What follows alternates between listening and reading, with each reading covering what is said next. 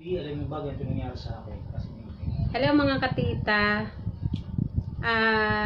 Gusto ko lang pong balaan ang lahat po ng may GCash account at lalong-lalo na po kung may laman ang inyong GCash. Pakaingatan niyo po sana ito at nang hindi na po kayo magaya sa nangyari sa akin. Kahit po maliit lang na bagay o maliit lang na halaga, nanghihinayang pa rin po ako kasi marami na po akong pwedeng bilhin doon o pwede ko na rin pong pantulong sa ibang tao. Bali, nawalan po ako ng 900 sa aking GCash account at ipinambili po siya sa TikTok account, samantalang wala naman po akong TikTok account at hindi nga po ako nagbubukas ng cellphone nung oras na yon, gawa ng nagtatanim po kami ng kaibigan ko doon sa aming lote. Bali nangyari po ito ay noong November 30, alas 10:51 po yata yun, ganyan. Pero na-report ko na rin po siya sa GCash at hanggang ngayon po ay ongoing pa yung pag-iimbestiga nila at sana nga po ay magkaroon ng resulta kung anong nangyari, kung paano siya nagamit. At yun po ang ipinagtataka ko na paano po siya nagamit ng ibang tao samantalang nasa akin po yung cellphone, nasa akin yung SIM card ng GCash ko po. Bali pagtingin ko po sa cellphone ko, nung binuksan ko po siya, nakita ko po kaagad yung OTP ko daw po ay ganun. Tapos pagkatingin ko po sa baba, successful daw po yung binili kong sa TikTok. Kaya nagtataka po talaga ako paano nangyari yun. Di ba dapat po kahit na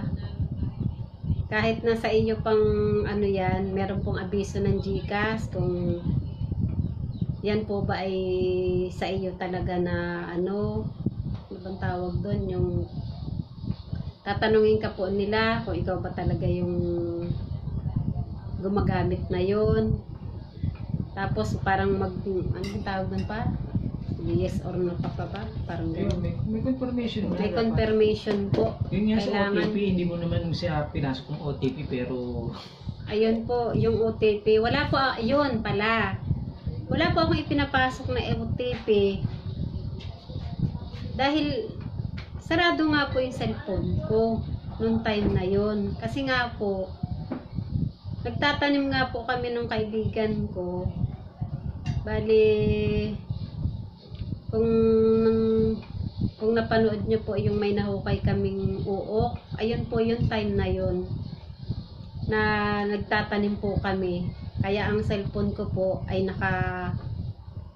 sarado po ang niya, ang wifi. Wala po akong wifi nung time na yun dahil nagbibideo nga po ako. Kaya nagtataka po ako na paano nangyari yun. Ibig sabihin po, hindi ganun katibay ang seguridad ng GCash. Kaya nangyayari po yun. Pero, sana nga po, malaman nila